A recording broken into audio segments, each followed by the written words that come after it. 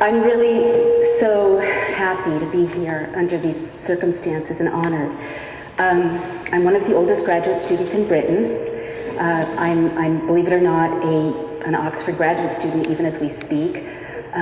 Yes, I didn't finish my DPhil 1.5 million years ago. And then miraculously they let me come back a few years ago to finish it, decades and decades later. So fingers crossed. And, also for many reasons, it's just so important, such an honor for me to be in this space, which has so much history, and also to see this incredible kind of, decades and decades that I've been hanging around this community or coming to the Union from time to time to speak. It's no disrespect, until quite recently, white men, white men, white men, God bless them, but it's like white men, and there's not so many women. And always there's, like up until some years ago, there was always some discourse about, well, we would have the women speaking if we could find them, like they're under some rock, or behind the couch, or under the cushions, or like, where did they go? And of course, when you have critical mass and you have a more diverse Oxford, which I'm so happy and proud is now our Oxford, you get the brilliant leadership, and you also, I'm sorry, not that the leadership in the past wasn't really great, but meritocracy is good, and you also get, women speakers in the numbers that begin to reflect, what's really going on out in the world. So, I'm really honored and happy to be here, and I should confess before I begin that I'm also really nervous because any number of subjects I could share with you tonight I could do in my sleep, but this is a really heartfelt, sensitive subject I'm going to be talking about tonight. You can hear from my voice, I'm actually trembling, which never happens really to me. And it's also a painful subject, it's an emotional subject, and it's the first time I'm bringing it out in a public forum. So thank you for giving me the chance. If I walk around like this, is that okay? So what I'm talking about tonight is human rights abuses in Palestine and the relationship of that and recent, particularly horrible things that have happened in Palestine, the relationship of that to Jewish identity and a kind of crisis in Jewish identity.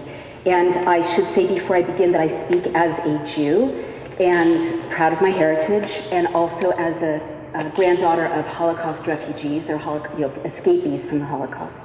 And that I think if I didn't have the Holocaust history in my family, I wouldn't be here talking about these abuses, which are so recognizable to me as a systematic, organized targeting of the people. I should also say, because this is such a hot button issue, that I'm not talking tonight about geopolitics. I'm talking about ethics and culture. I don't pretend, what a surprise, to have a solution to the Middle East crisis. And I do, for the record, want to say I support the 67 borders, the two-state solution, as others such as Jimmy Carter do. And the reason I'm getting this off the table is that this conversation is so often hijacked by the amygdala. You know what that is, the reptile brain that kind of just stops people from being able to reason, right? And so I'm just taking off the table anything that could be particularly derailing so that hopefully everyone can hear me out, not just in this room, but the many people who will be seeing it electronically eventually.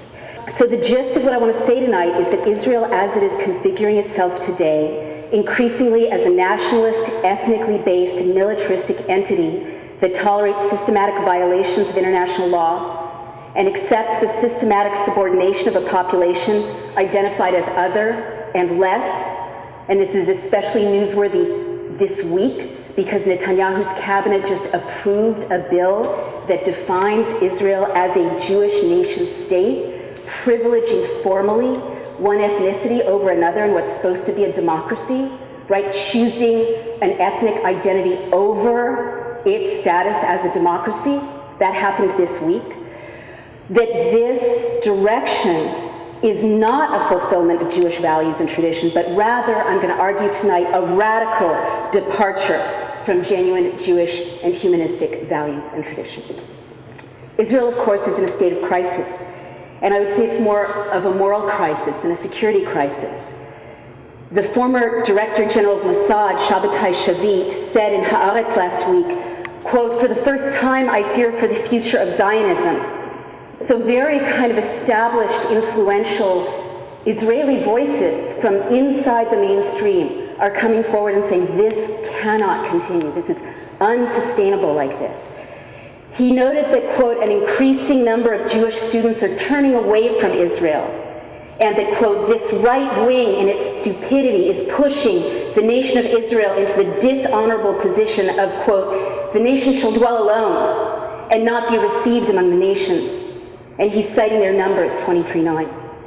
Hate speech, even genocidal speech, is being accepted even from members of the Knesset, even from rabbis, and being heard more and more often in the state of Israel.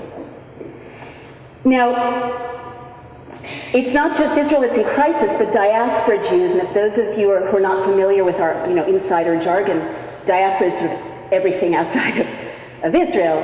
We're in exile, right? This is our narrative. And so diaspora Jews are also in a state of crisis in relationship to Israel. And this sort of spiked or reached a turning point after dramatic violations of international law and dramatic human rights abuses in the wake of the invasion of Gaza this summer. And what this is creating is a crisis of conscience all over the world that's kind of bubbling under the surface and beginning to kind of trickle into awareness, break into consciousness. People are beginning to talk about it publicly. It's one of the reasons I'm trembling. It's still quite scary to talk about it. Thoughtful Jews questioning how possible it is to be asked, as a function of being proud of their religious identity, to provide unwavering support for what is increasingly an insupportable, amoral, un-Jewish set of policies in that nation. And of course, people directly under Israel's control, defined as less than and other than, are suffering terribly. And so what I'm going to say tonight is that some myths about who we are as Jews have helped undergird this situation. And I'm going to ask us to examine how mythical they really are. And I really want to say, like at this point when I'm talking to my own people, even close friends and relatives, you're supposed to look at the other people, right? It's the redirection. And I'm not going to do that tonight. There's all kinds of no end of abuses in the Muslim world. There's no end of ways that countries throughout that region fall way short of any semblance of democracy. No end of appalling atrocities. But I do believe that we belong to tribes in a way. We belong to a human family, but we also belong to tribes and extended families. And that before I'm going to say, yes, we suck, but look at them, they're worse, I'm just going to stand here and look at my own extended family and my own tribe and take responsibility for looking at it. And I think that, this is something that should be done globally. I think we're all responsible for what our tribes do as well as what our human family around the world does. So just to step back, my own journey began kind of squarely within Israel and Judaism. I was raised a conservative Jew. I went to Hebrew school. This is kind of the most boring part of the speech. It's like, I went, we lit candles every Friday night. I learned Hebrew. I was bat mitzvah. I'm just like establishing that I come from, kind of deeply within the tradition. And I also lived in Israel for a number of years when I was growing up. We were there in 73 for a year, and also in 67. So one of my, some of my formative memories of being there during wars, actually. And I remember, I was 12 and 13 during one of those wars, 11 and 12 and 13. And it's so vivid, because what you learn when you're in the middle of a country at war is that it's kind of intoxicating. That being part of a group that's in a crisis is intoxicating, and forging a national identity is compelling, and propaganda is all around you, making you feel like you're, heroic and you're part of something heroic, and definitely blotting out the other, right? They just weren't visible. And that really stayed with me. My whole career I've been interested in propaganda and how kind of war is sold. And then, of course, at 15, I went on one of those trips that are offered now for free to Jewish teenagers, and I got like the official story. And it's a good piece of narrative, it's Masada, and it's sort of, no one was here, we showed up, we made the desert bloom, but I felt like there was something really missing, which was the other side of the story. So at 19, I got a grant to go study propaganda about war in the West Bank and Israel and southern Lebanon. And there I had a whole different experience, of course, but it's one that most of my friends, American Jews, don't get to see. And there I was taken to refugee camps in the West Bank, and I saw something you really can't communicate in words, which is an emotional reality of absolute hopelessness, like the experience of no future. Like even if you could, give these populations adequate living conditions and decent kind of schooling, you can feel no future in the air when you go to these places. You feel it. It's nothing for the children to live toward and grow toward. And sort of that began a journey of trying to learn more about how these populations were manipulated and kept apart. So now I'm going to fast forward to last August, when I really had a major awakening. And what happened then was the invasion of Gaza. And by that time I was a grown-up and sort of thought I'd come to terms with that part of the world. I was involved with a project that taught citizens how to report conditions for themselves, trained everyone to be a journalist, basically. It's called Daily Clout. And what began to happen is we were reading about the invasion of Gaza from sort of the New York Times point of view and the Washington Post's point of view, but on my Facebook page every day, and I was actually sitting in Italy, on vacation while this was happening, it just became so compelling. On my Facebook page, and you're Facebook community members, aren't you? I can tell from your smile. Or no, you're just... Yes. Okay. You're Italians, oh right. Yes, that's why you're smiling, right.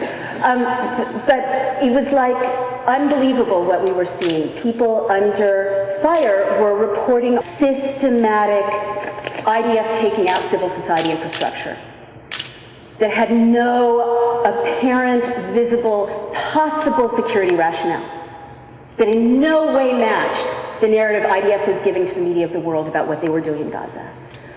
We watched them take out the TV station and take out.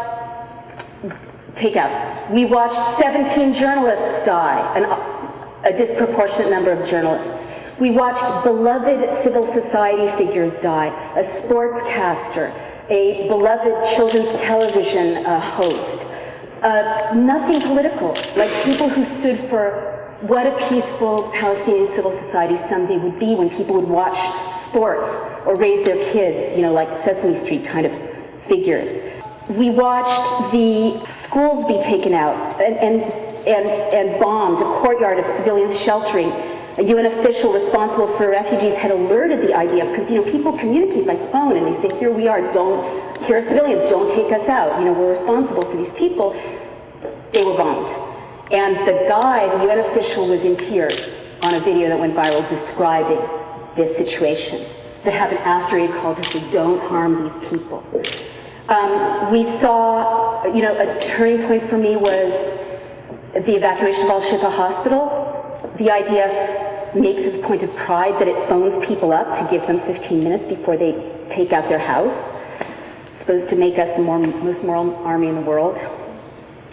But we were having tweets from surgeons in Al-Shifa Hospital, and confirmed by reporters there, that the IDF had called Al-Shifa Hospital and said, evacuate, you've got 15 minutes. And then you had surgeons describing old people, children, diabetic people, people in emergency care, people who needed electronics to survive, right? Being trundled out into the street. And they weren't being trundled out to safety, it was a war zone. They were being taken out into streets that were under bombardment. These were not terrorists, these were sick people in a hospital, right? And then we had tweets from surgeons saying, pray for us, this may be the last tweet you'll ever hear from us, pray for us. And then silence. And then nothing. Al-Shifa Hospital wasn't bombed. And I had to ask myself, was this just sadism? Was this just harassment? What possible purpose could this serve? There was a security purpose. And then finally they took out the generator. a huge bomb took out this massive generator for the whole of Gaza City. And if you don't read about infectious diseases, which I'm doing for my thesis on the 19th century, this wouldn't be as clearly a horrible assault on civilians as it is if you learned about typhoid and cholera. Because what happens when you don't have power is you don't have sanitation. And what happens when you don't have sanitation, you're in darkness, the children are terrified, you can't heat the baby's formula, there's all of that. But if you have an asthmatic child, you can't plug in the inhaler, the thing that, you know, keeps them alive. And if you've got, and then soon you have pestilential sewage and you have infectious diseases. And they can devastate a population in days.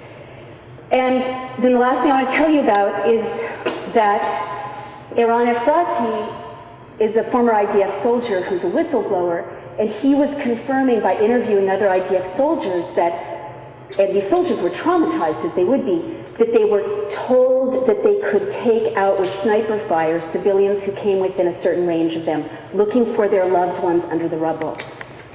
And at that point, someone sent us a video from a cell phone of a young man looking for his loved ones under the rubble. Because at that point, everything was rubble. It was mountains of rubble, as you recall, if you saw pictures.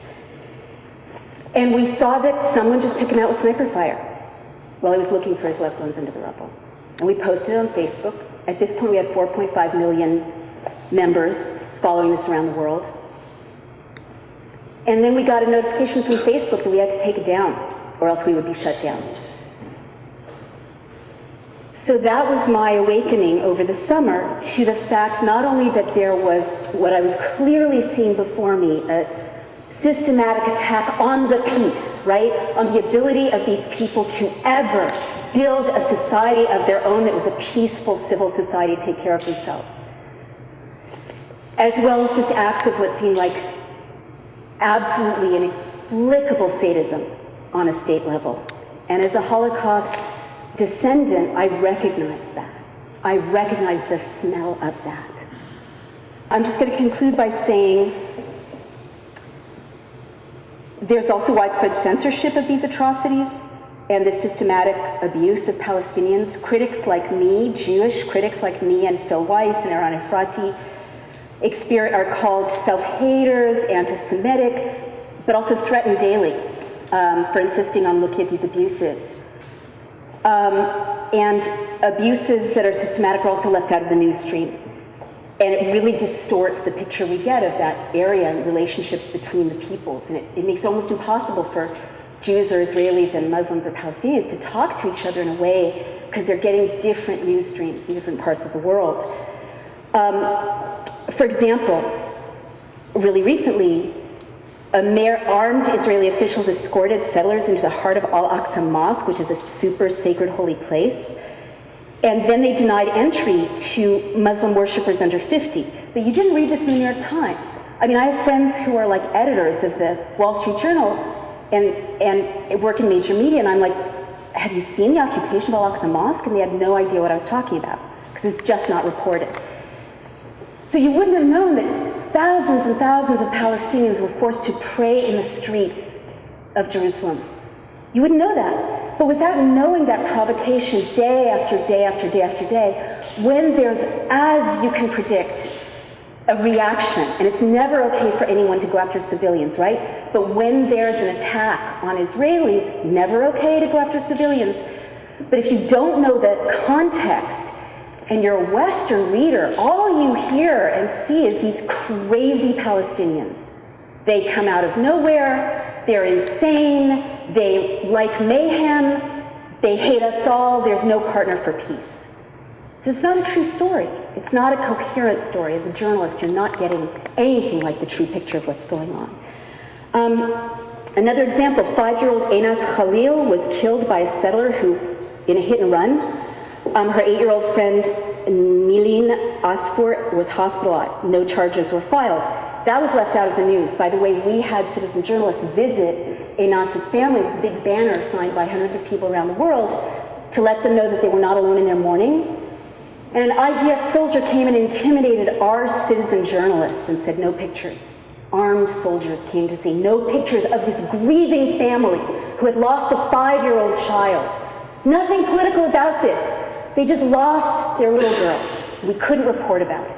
But some weeks later, I'm sure you read about the very similar attack with a car on Israelis, which was horrible and it killed people. It was all over the New York Times. But if you don't know who Einas Khalil is, and you don't know that no charges were filed, how can you possibly understand anything that's happening there? And as a journalist, how can you accept this as reasonable journalism? So I'm going to skip ahead to my sort of conclusion, like this is horrible, and now I'll talk about how to get through it, or what we can do to shift it. I'm going to say now that this construction of how Israel is behaving, as I said before, it's not consonant with Jewish identity, if you understand Jewish identity correctly. And it's quite historically recent. So it's based on a mythology, and the myth is quite recent. Myth number one.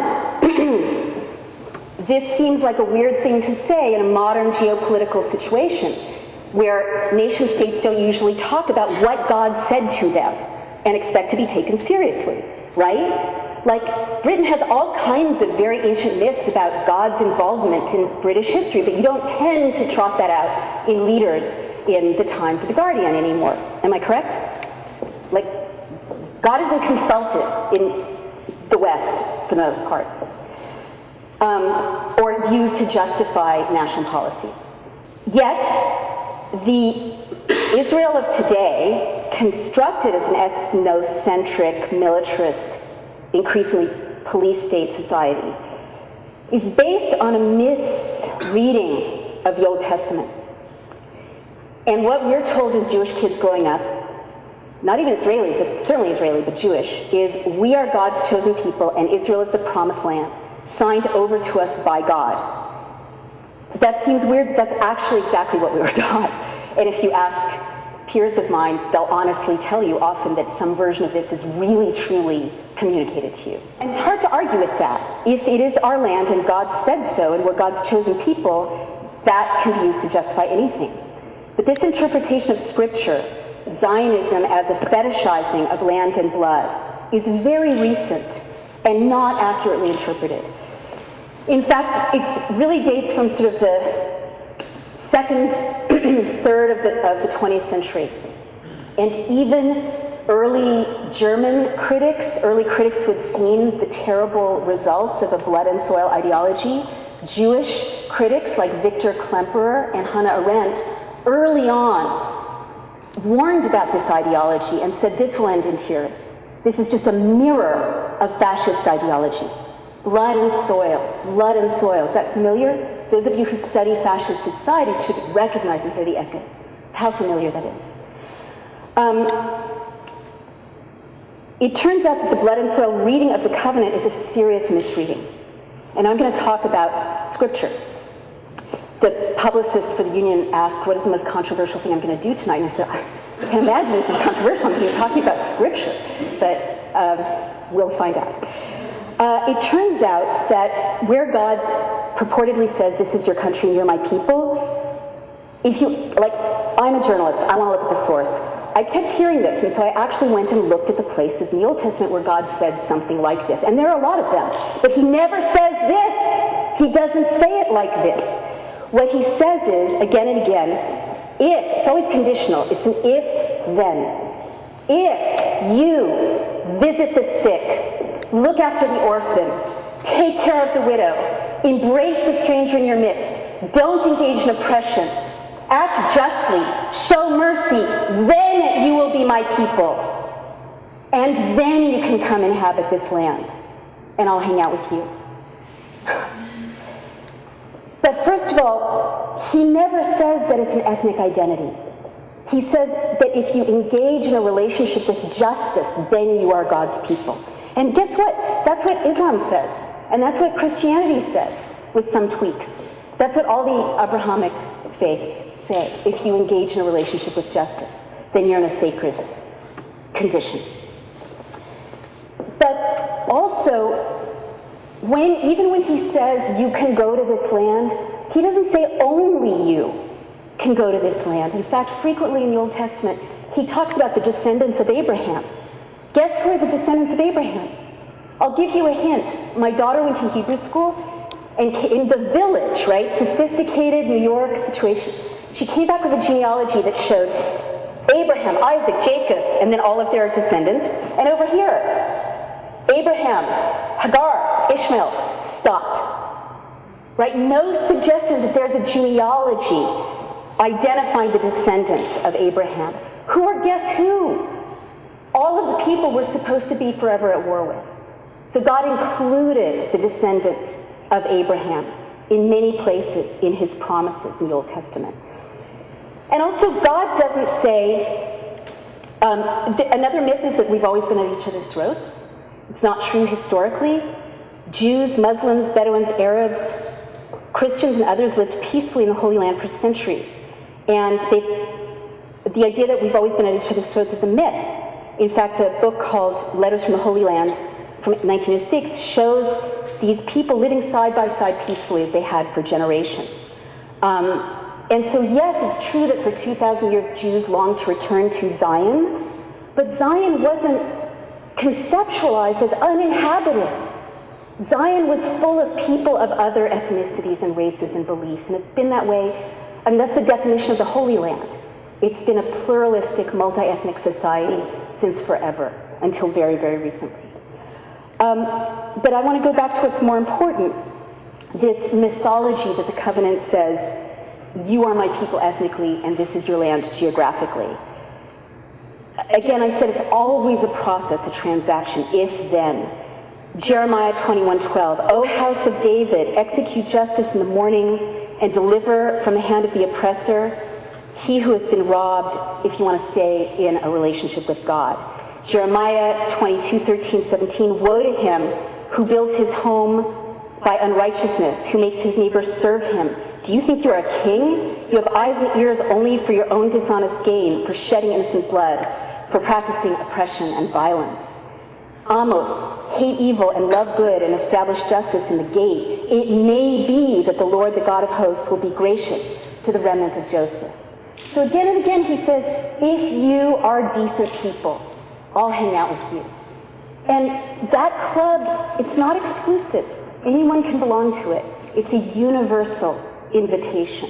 I have other quotes here, but I won't, I can send them to you by email if you're interested. I won't belabor them. It basically is throughout the Old Testament. Justice and only justice shall you follow, that you may live and inherit the land that the Lord your God is giving you. And then it's very clear that you can fuck up the covenant, pardon me.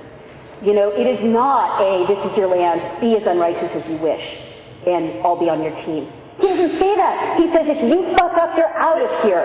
I'm not going to let you hang out here.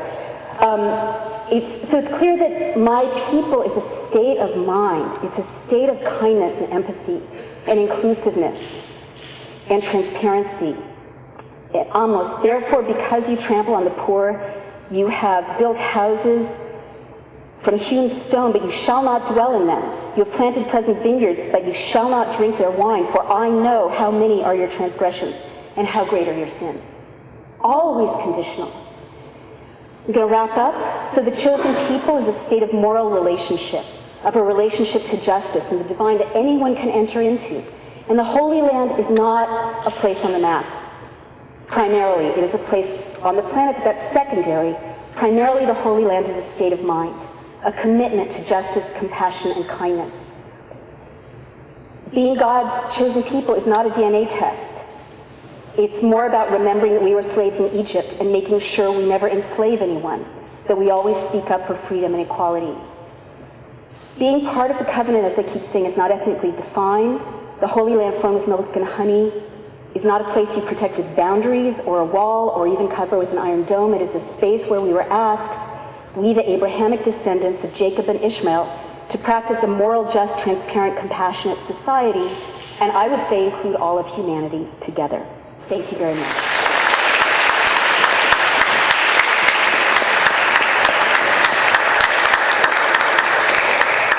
You see sort of a mixture of propaganda and narrative informed and sort of driven by politically motivated interests being meshed up with religion and being soul and fed to the people, and you see that creating problems in terms of the mindsets of the new generations that are coming up, in terms of the people who are going to choose governments and henceforth. What do you think is the best way to declump sort of the propaganda and the narrative from the real message, or sort of be able to show people that you're playing into the political interests? Wow, that is a great question. Did I interrupt? No. It's such an important question, especially now. I think Britain is being bombarded by a very particular scary form of this. We're sort of used to it now in the United States, with the whole Theresa May,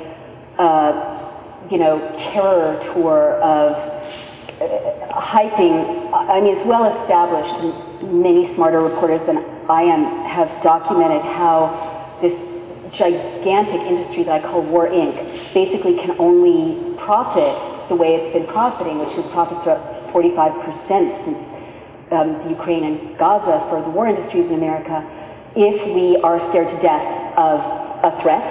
And the threat, the global threat that is being hyped, is based on Islamophobia right now. It could be anyone, but that's what's been sort of designated in a way. So I'm not saying there isn't Muslim terrorism, there is, but I'm saying that in the media, and now in Britain, you're seeing a lot of hype stories that don't check out when you report them out properly,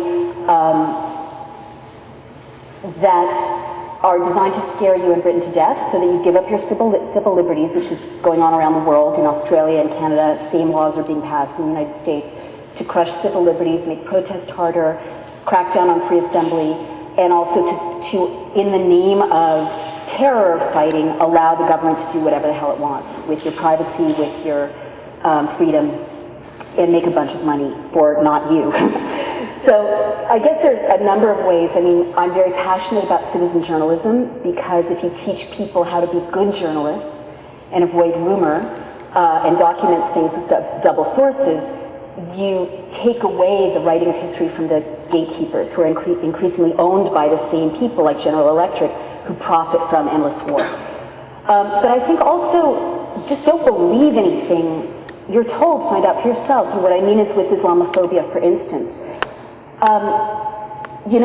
Read the Quran, take a class in Islam, go to a Muslim country, find out for yourself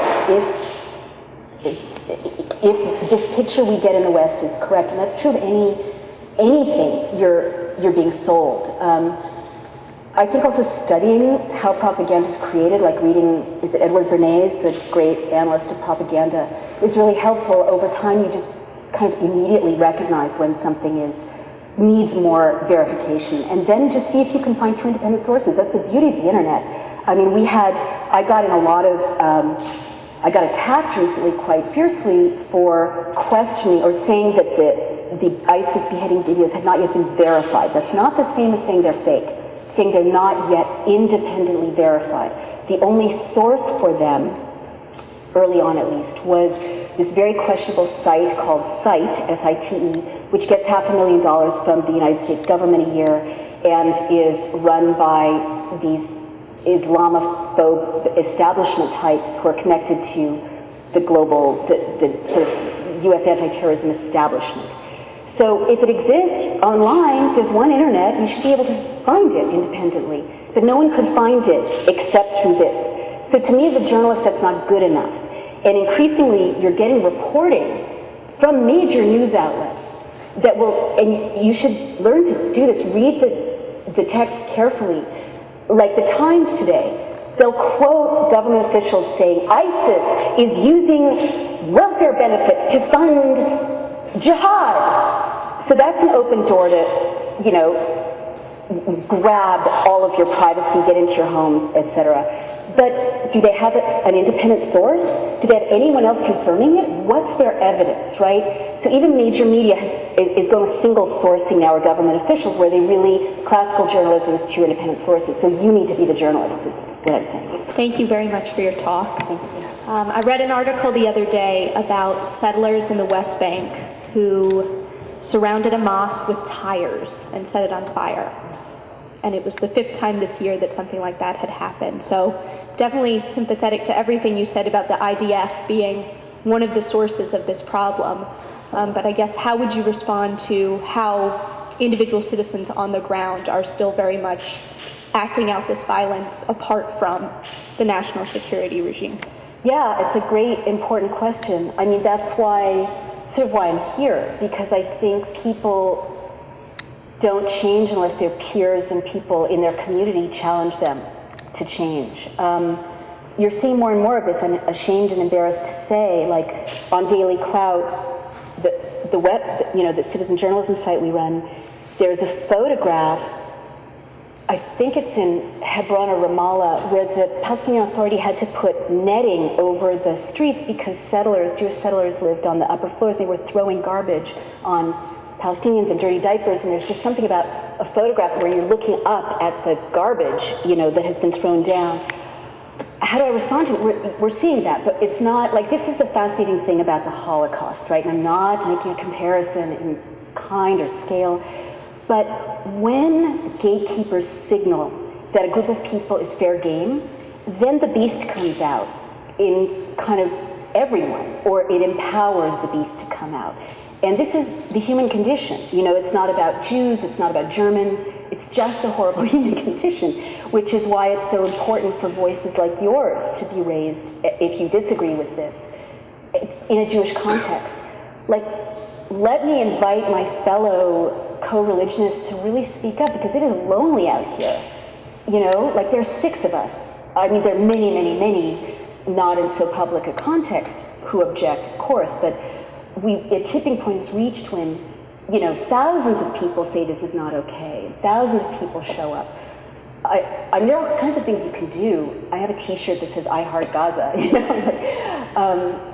I guess I'd like to hear what you think would be a good way to tackle it, maybe in a community like this one. You say that you think it's important to get other voices out and to get more support because you feel lonely and stuff, but I consider myself quite outspoken on most things, but I really hate talking about this because the argument turns personal very quickly, and especially if you're not Jewish or not Muslim, it turns extremely personal.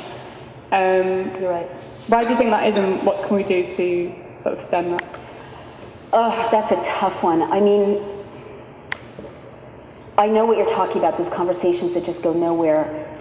And partly I want to acknowledge the role of trauma. I mean, we are a traumatized people because of the Holocaust. And so I feel it. Like, when I'm thinking about, whenever anyone says they're surrounding us or they hate us, all they want to throw us into the sea, I feel that reptile brain, all right, just annihilate them then. It's like that survival thing that gets triggered when you feel like, when you're traumatized, and you feel like it's us or them, which has so much of what Jews and Israelis here is framed as.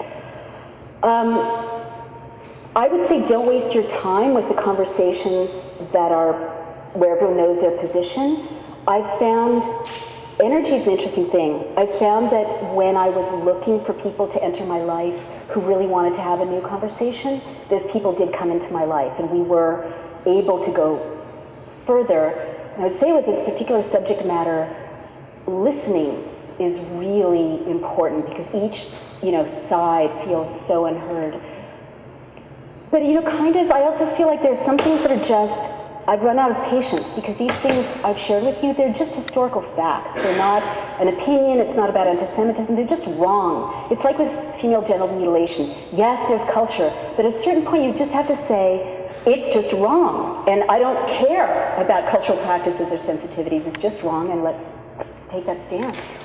Hi, thank you so much for your talk. I was just wondering if you could speak a bit about the Jewish lobby in the US and the role that they play in the injustices that are happening in Israel at the moment, and in particular what you kind of think their motives are. I mean, are they part of War Inc., or are they very kind of culturally, kind of religiously kind of motivated? Yeah, these are great. I'm so happy to be at Oxford. We're the best conversations ever, and usually over a glass of something alcoholic too. There are some great books about the Israel lobby, and I definitely would say they're not religious. That overwhelmingly, I think that a lot of geopolitical interests are using religion, and this happens on the Muslim side too, and we could have evenings devoted to it, are using religion and manipulating people who have very little power with religion, but that the real interests are money and transcend nations. That basically what's happening right now in the world is ordinary people are beginning to realize through the internet that there are no enemies, right? That everyone pretty much wants to live in peace and protect the planet, right? Especially your generation. I think it's harder to sell you guys the idea that, you know, someone's totally alien to you. And then that's a threat to War Inc., which is one of the biggest concentrations of wealth and power on the planet, and like 6 other industries that run everything, and that these interests now are global and they transcend nation states, and so increasingly they're more powerful than parliaments and congresses now.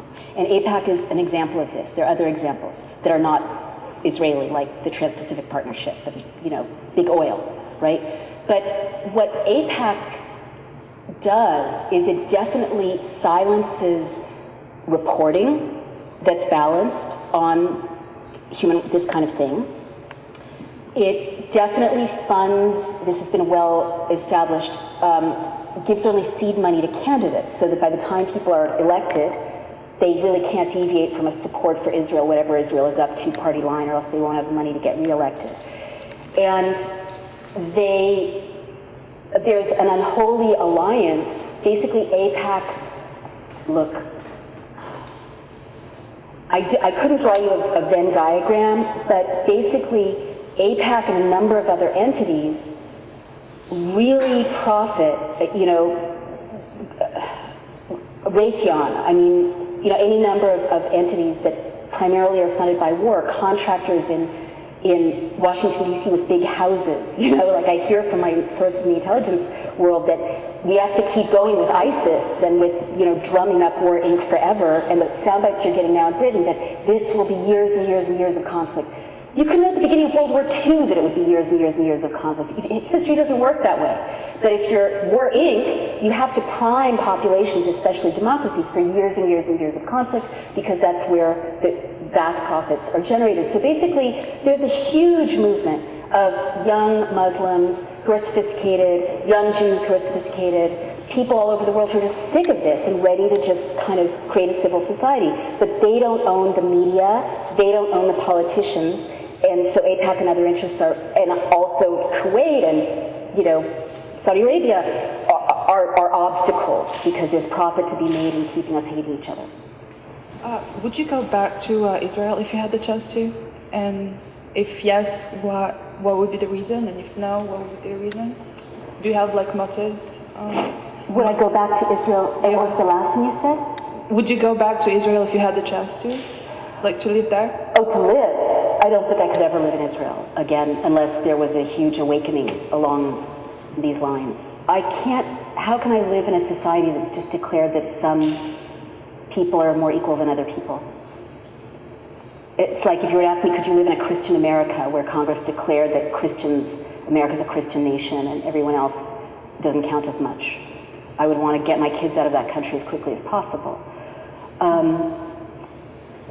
I would go back to report on it if I felt I could do so safely, because obviously I have a responsibility to be there if I'm going to be talking about it, to report on it. Okay. Yeah. So it's more, like as a Jew, you're more usually, you should like feel it's your homeland, promised land, so usually they're like more triggered to go there because they have this sense of belonging. Because I'm Muslim, yes, and one of my best friends is Jews, and she goes back and forth. Although we have like some trouble discussing the topics, yeah, there is also, I understand her position, her way of thinking, like wanting to go back there, but I just want to see your position. Right.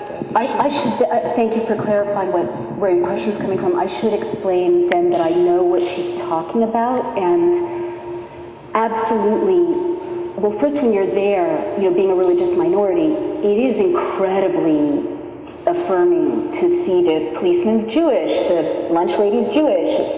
It's incredibly validating if you're used to being the other or the hated other, right? Mm-hmm. But if I don't see, I guess I've crossed a divide where, you know, I've heard so many Palestinians tell that exact same story of longing just to go home. And I guess I sort of feel about Israel and that longing to go home, which I feel, right? I feel at home there. I speak Hebrew. I have that sense of belonging historically, but it's like gay marriage and straight marriage.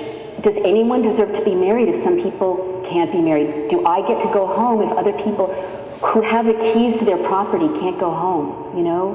Why can't we all go home, right? I mean, I didn't know until I made friends with human rights lawyers in Jordan that the law of return, I thought it was some crazy terrorist thing made up by crazy extremists. The law of return is international law that says that refugees get to go home.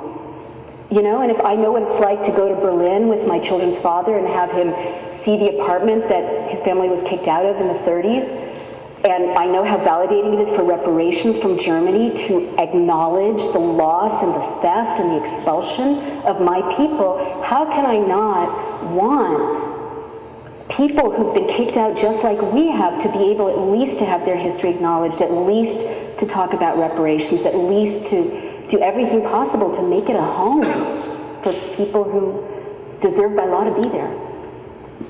Thank you so much for your talk. I'm also an American Jew who grew up conservative Masorti movement. And then went on to two-state solution advocacy, mostly through J Street. So I definitely relate to what you're saying. Could you explain what J Street is? Oh, sure. People might not be familiar with J Street is a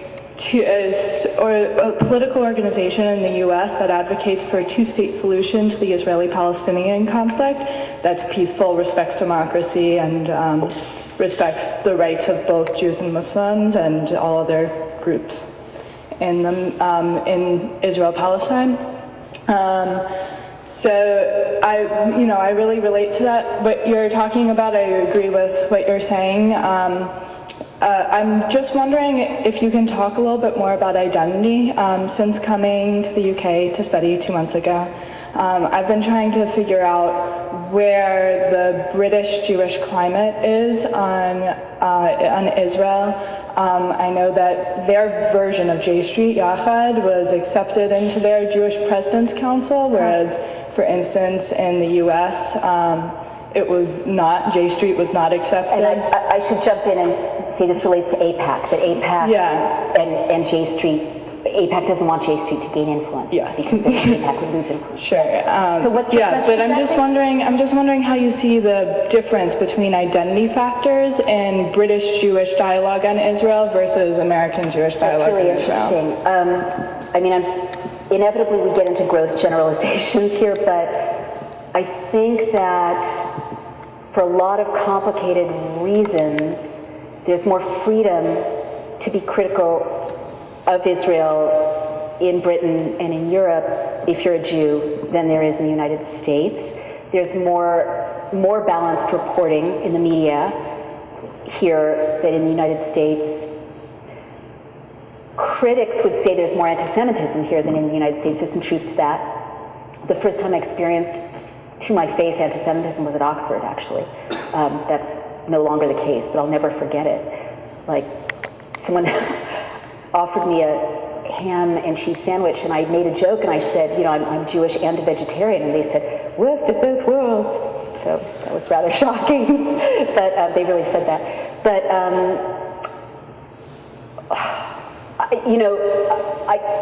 I'm just hesitating because these are all really gross generalizations. I think there's, America's in an unholy alliance with Israel. There's no question about it. Some of what we're seeing in Ferguson, believe it or not, the Anti-Defamation League paid for police chiefs in cities across America to go be trained in crowd control by Israelis. And then they came back and used techniques that keep populations subjugated in the West Bank and Gaza. They're using those techniques in the inner cities in Ferguson and across America, where there's been violent crackdowns on protesters. So there is this unholy alliance, and it has to do with money, not ideology, not religion, although there's an overlay of evangelical Christians embracing Israel for their own imponderable ideas about end times. But really it's money. And I can't tell you more about Jewish identity in Britain because I think identity in Britain is so in flux right now, because of its diversity, its increasing diversity. Yeah. How easy is it for Israelis to access social media? Because there's a lot of censorship of traditional press, obviously, in Israel. And it's all very well for people in the outside world to try and get both sides of the story, and easier for us in a way. So how easy is it for Israelis to do that too, should they want to? I'm not aware that there's any overt censorship of social media in Israel, although why wouldn't there be if there's sort of national security censorship of stories? I have no insight about that. It's a great question. I promise to find out more, and I'll email the organizers, and if you want to find out more, I'll do what I can to find out. I'll put it online. I'll put it online and ask for Israelis to tell me. I also am a grandchild of Holocaust refugees, and I find some of the criticism of Israel quite scary. And how do we separate our valid criticisms of Israel, which I think is really important, don't get me wrong, it's horrific what's happening there, from anti-Semitic criticism of Israel? Yeah, this is such an important question, and I kind of feel like if we strengthen civil society everywhere, which is why what I'm talking about tonight is not separate from the talk I've been doing since 2008 about suppression of civil liberties in the United States and now in Britain. It doesn't matter how many people hate us in democracies with strong freedoms, right? It's just hate. I mean, in America, when we had strong civil liberties, the Nazis would march in Skokie, Illinois every year, and it was just hate. It can't hurt you that much as long as your civil liberties are protected. But when you get this erosion of civil liberties in Britain and America, everybody's at risk.